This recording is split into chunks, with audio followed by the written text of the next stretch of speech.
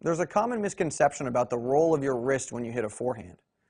You see a lot of people out there saying, well, as you swing up to the tennis ball and hit, you need to snap your wrist because that adds topspin power, whatever.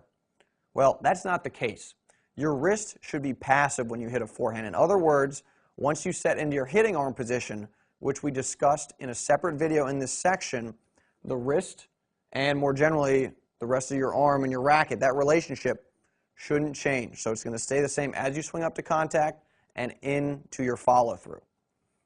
Now, to illustrate this point, we're going to look at Frank Salazar on the FYB TV screen, and once he sets into his hitting arm position, which he's done right here, his wrist position isn't going to change. So he swings up, he hits, and then if we freeze it here in his follow-through, wrist is still in the same position. The relationship between his wrist, arm, racket hasn't changed.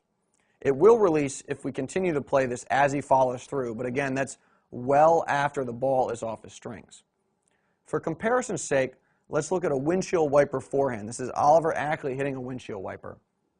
And once he sets into his hitting arm position, he's going to swing up, make contact, and then if we freeze it into his follow-through, wrist, forearm, racket, all still in the same relationship, so again, his wrist hasn't changed. He hasn't used it to slap the ball, whatever. The wrist is passive.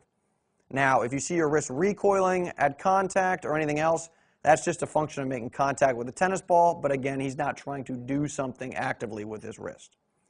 Now, the final point I want to make is that there's a difference between what your wrist is doing and pronation when you hit a forehand. Somebody like Federer or Nadal will pronate to add topspin to their forehand, but pronation is your forearm and your wrist turning over as a piece. So that's different than using your wrist when you hit a forehand. And that's an important concept to understand because when you watch Federer's forehand or Nadal's forehand at full speed, the shot can look pretty whippy. So it's easy to understand why there's some misconception about what's going on exactly with your wrist when you hit a forehand.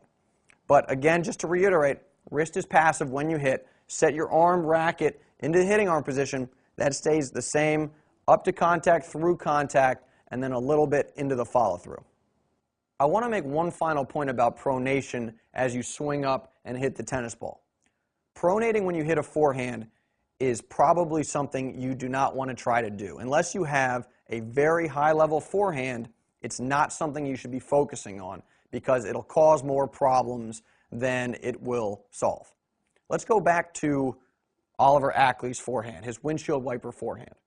Now, once he sets into the hitting arm position, he is not going to pronate as he swings up to the tennis ball, and you can see that here. If we freeze it at contact, he has not pronated. Now, Oliver is the former #1 player from Togo. This forehand he hit, he absolutely destroyed. I fed the ball, I had to duck to get out of the way. It was ridiculous. So if you want to hit a forehand like Oliver, you do not need to pronate. And again, there are a million other things you should be working on as you build your forehand up. It's good to know that pronation is a possibility, but it's really only a possibility if you can do all the various other things that are required to build a world-class forehand like Oliver. So, like I said, it's good to have in the back of your mind. You probably shouldn't focus on it. It's not necessary to absolutely destroy the ball and have a money forehand.